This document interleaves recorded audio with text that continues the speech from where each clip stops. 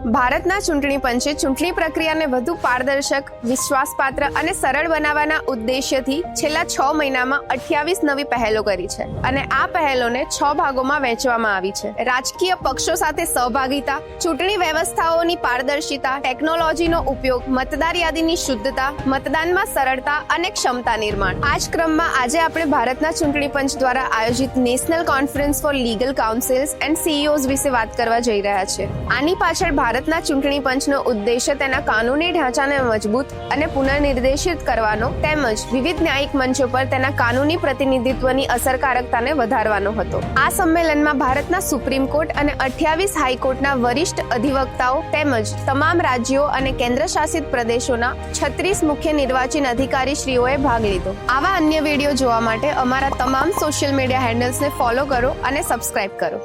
Jay Bharat.